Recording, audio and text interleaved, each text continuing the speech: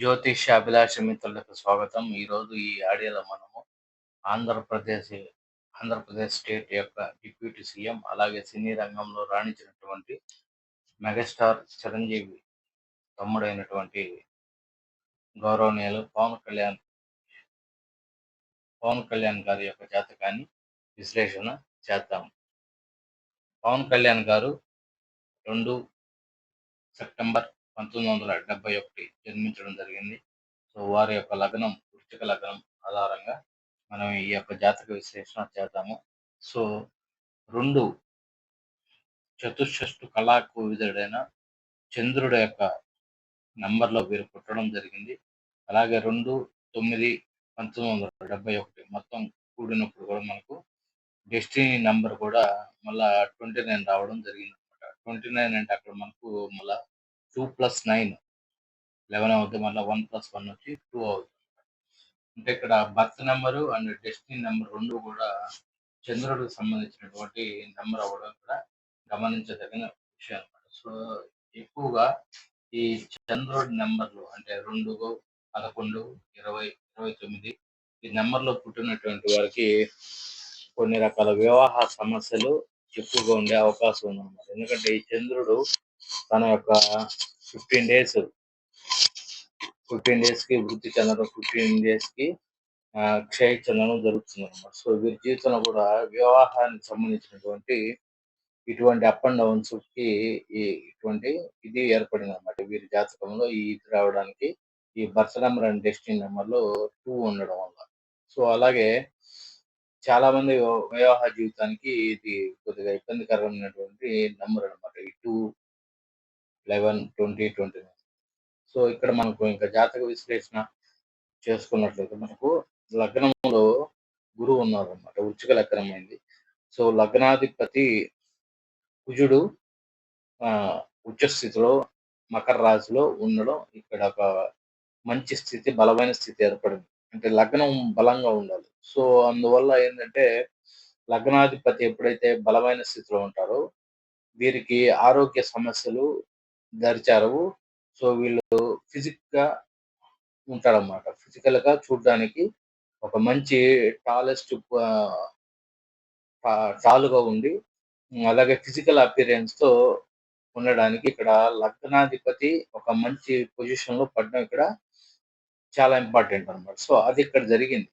So అందుకే వారి యొక్క ఫిజికల్ అపియరెన్స్ వారు 50+ లో ఉన్నప్పుడు కూడా వాళ్ళ యొక్క ఫిజికల్ అపియరెన్స్ బాగుండడం, దానితో జనాల్ని మంత్రముగ్ధులను చేసేటువంటి స్థితి ఉంటుందన్నమాట.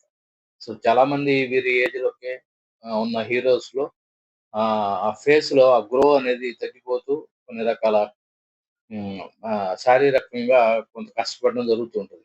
ఫేస్ లో అట్రాక్షన్ జరుగుతుంది. సో వీరికి అటువంటి స్థితి లేదు. ఎందుకంటే లగ్నాధిపతి మంచి పొజిషన్ లో ఆయన వక్రించి మకర రాశిలో ఎగ్జాల్ట్ అయ్యాడు. సో అది ఒక స్థితి అన్నమాట, మంచి స్థితి.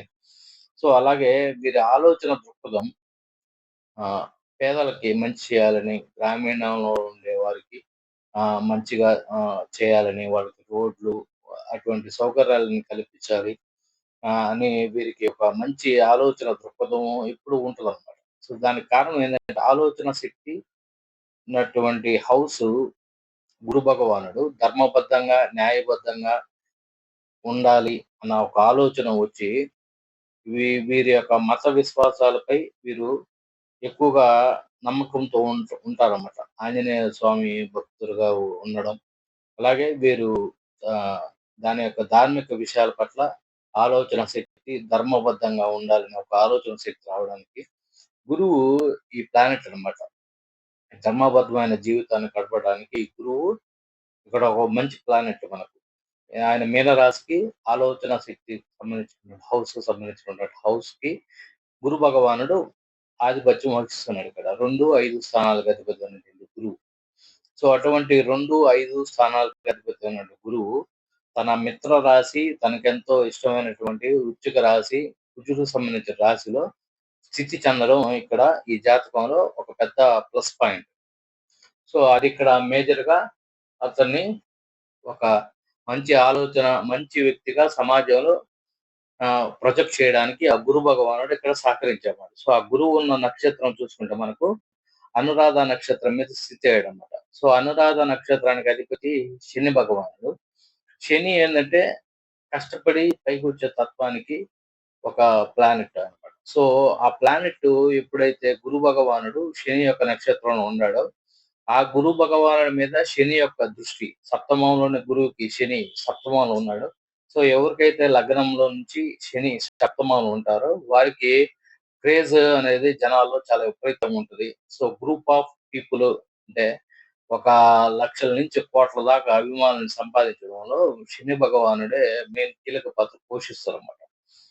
ఎవరికైనా రాజకీయాల్లో రాణించాలన్నా, అలాగే సినీ ఇండస్ట్రీలో అభిమానులని కోట్లాది మంది అభిమానులను మనకు సొంతం చేసుకోవాలన్నా వాళ్ళ అభిమానాన్ని ఈ గ్రూప్ ఆఫ్ పీపుల్‌కి శని భగవానుడు యొక్క ఆశీర్వా అనుగ్రహం ఉంటేనే అది జరుగుద్ది ఎవరి జాతకంలో.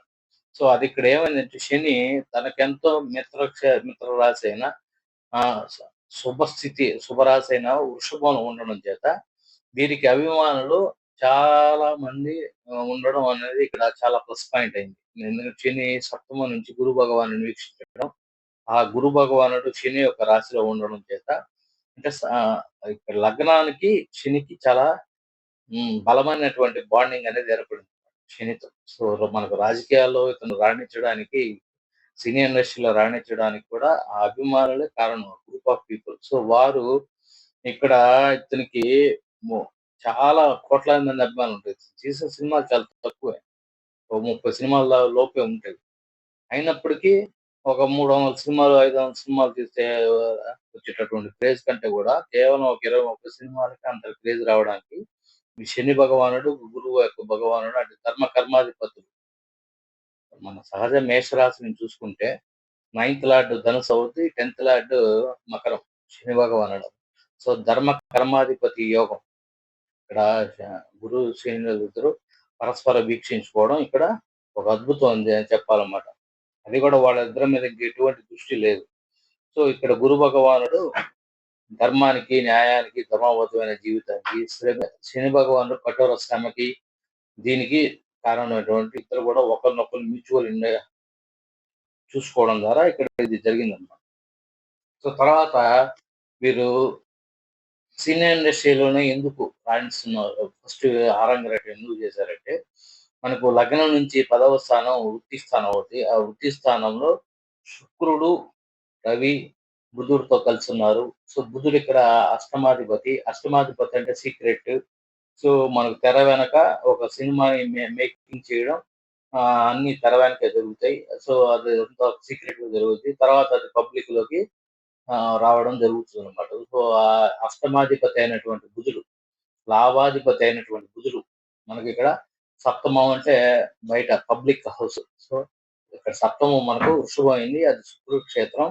అది సినీ ఇండస్ట్రీకి సంబంధించినటువంటి ప్లానెట్ సప్తమం అవడం చేత అది పబ్లిక్ అవడం చేత సో, పబ్లిక్‌లో ఇతను ఒక హీరోగా ప్రొజెక్ట్ అవుతాడు అనే దానికి ఇక్కడ శుక్రుడు అష్టమాధిపతితో సీక్రెట్ హౌస్‌లో మేకింగ్ సంబంధించినటువంటి ప్లానెట్‌తో ఇక్కడ మనకు 10థ్‌లో ఉన్నాడు. 10థ్ అంటే మన వృత్తికి సంబంధించినటువంటి హౌస్‌లో ఉండడం చేత ఇతను సినీ రంగానికి కెరీర్ అనేది రావడం జరిగిందనమాట. అది బుధుడు, శుక్రుడు 10థ్ హౌస్‌లో ఉండడం చేత.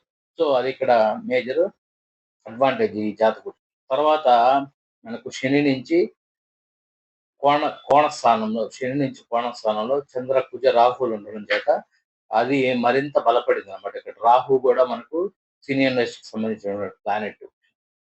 చంద్ర రాహులు ఇద్దరు కూడా సినీ ఇండస్ట్రీకి సంబంధించిన ప్లానెట్. శని నుంచి 9వ స్థానంలో ఉండడం చేత అది కూడా ఇక్కడ బలంగా ఏర్పడింది. సో, నెక్స్ట్ ఇతను మ్యారేజ్‌కి సంబంధించినటువంటి కొన్ని అసంతృప్తి వాతావరణం జరగడం అది అందరికి తెలిసిన విషయమే. దానికి కారణం ఏందంటే, సప్తమంలో శని ఉన్నప్పుడు ఆలస్యంగా వివాహం చేసుకుంటే మనకు ఇటువంటి ఉండే అవకాశం తక్కువుంటది. సో, అక్కడ ఎర్లీగా మ్యారేజ్ అవ్వడం వల్ల ఆ శని అక్కడ తన యొక్క విధిని కోల్పోవడం జరగడం చేత లేట్ మ్యారేజ్ అయ్యుంటే అటువంటి స్థితి ఉండేది కాదు. సో, తొందరగా మ్యారేజ్ అవ్వడం వల్ల అటువంటి స్థితి ఏర్పడింది. సో, నెక్స్ట్ ఫారెన్ స్పౌస్ రావడం ఎలా జరిగిందంటే, ఫారెన్‌కి సంబంధించినటువంటి స్పౌస్ రావడం ఇక్కడ మనకు రాహు శని యొక్క రాశిలోనే ఉన్నాడు. మూడో ఇంట్లో రాహు శని యొక్క రాశిలో ఉన్నాడు. సో, ఆ రాహు, శని ఒకరికొకరికి మ్యూచువల్ అండర్‌స్టాండింగ్ ఉండడం చేత ఈ ఫారెన్ స్పౌస్‌తో రావడం అతని జీవితంలో జరిగింది. సో, తర్వాత ఇక్కడ ఏమైందంటే తర్వాత పొలిటికల్ కెరియర్ కూడా ఇతను ఇప్పుడు రావడం 2014లో ఒక పార్టీని పెట్టడం. సో, తర్వాత 2024 నాటికి ఆంధ్రప్రదేశ్‌కి ఒక డిప్యూటీ సీఎం హోదాకి రావడానికి కూడా కారణం మనం చాలా సార్లు డిస్కస్ చేసాం. రవి భగవానుడు ఈ రాజకీయ రంగానికి కారకుడనమాట. సో, రవి అక్కడ ఉండే హౌసు పార్లమెంట్ స్థానానికి సంబంధించినటువంటి హౌసు, రాజకీయ రంగాలకు సంబంధించిన హౌస్‌లో సింహరాశిలో తన స్వక్షేత్రంలో రవి అక్కడ ఉండడం చేత రవికి ఒక బలమైనటువంటి స్థితి ఏర్పడింది. సో, అది కూడా ఆయన పూర్వ ఫల్గుని నక్షత్రం మీద ఉన్నాడు. అది మళ్ళా సప్తమం అయింది. శుక్రక్షేత్రం.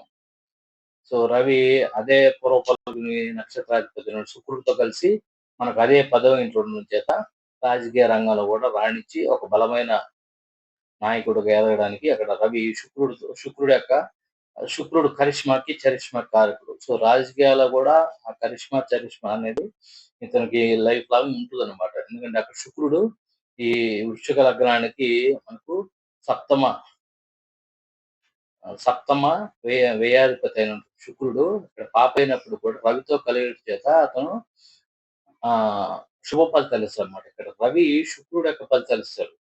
మనం గుర్తుంచుకోవాలి. రవి ఇక్కడ శుక్రుడు యొక్క ఫలితాలిచ్చి అందం, హ్యాండ్సమ్‌గా ఉండడం, ఆ సినిమాలు ఆడడం, ఆ సినిమా క కరిష్మాతోనే అతను రాజకీయాల్లో రాణించడానికి అంటే శుక్రుడి యొక్క బలాన్ని రవి ఇక్కడ తీసుకొని శుక్రుడికి ఉన్నటువంటి మొత్తం కూడా తీసుకొని శుక్రుడి ఫలితాలతో పాటు రవి ఫలితాలు కూడా ఇవ్వడం చేత అతను రాజకీయాల్లోకి రావడానికి, రాజకీయాల్లో సక్సెస్ అవ్వడానికి అదొక కారణం. సో, ఇది మనకు వీరు రవి యొక్క నక్షత్రంలో పుట్టారు. ఉత్తరాషాఢ నక్షత్రంలో. సో, 71 నుంచి 73 వరకు రవి దశ జరిగింది. తర్వాత చంద్ర మహాదశ 83 వరకు జరిగింది. తర్వాత కుజ మహాదశ కూడా జరిగింది. 90 నుంచి 90 వరకు. తర్వాత రాహు దశలో వీరు చాలా పీక్ స్టేజ్‌కి పోవడం జరిగిందనమాట. సో, 1996లో వీరు సినీ రంగ ప్రవేశం చేశారు. 'అక్కడమ్మాయి ఇక్కడబ్బాయి' అనే సినిమా. సో, అప్పటి నుంచి కూడా కంటిన్యూయస్‌గా సినిమాలు తీస్తూ ఉన్నారు సంవత్సరానికి. గత సంవత్సరం కూడా సినిమాలు దిగడం, మంచి సక్సెస్‌లు అందుకోవడం జరిగిందనమాట. సో, ఇది జాతకంలో ఉన్నటువంటి గ్రహస్థితి. సో, వీరు ఇంకా మంచి పొజిషన్‌కి పోయేదానికి కూడా ఇక్కడ గ్రహాలు సహకరిస్తూ, రాజకీయాల్లో కూడా వీరు ఇంకా ఉన్నత స్థితికి వెళ్ళడానికి ఈ గ్రహాలు సహకరిస్తూ ఉంటాయి. అలాగే సినీ రంగానికి కూడా గ్రహాలు సహకరిస్తున్నాయి. సో, మ్యూచువల్‌గా రెండిట్లో కూడా సక్సెస్ అవుతారు అన్నమాట. తర్వాత వచ్చే వీళ్ళకి దశల్లో శని మహర్దశలో వీరు ఒక మేజర్ పదవిని కూడా అలంకరించిపోతూ ఉంటారు. అది మనకు ఫ్యూచర్‌లో మనకు తెలుస్తదనమాట. గురు మహర్దశలోనే. సో, అది పవన్ కళ్యాణ్ గారి యొక్క జాతక విశ్లేషణ. సో, ఈ వీడియో చూసిన వారు లైక్ చేసి, షేర్ చేసి, సబ్స్క్రైబ్ చేయండి. స్వస్తి.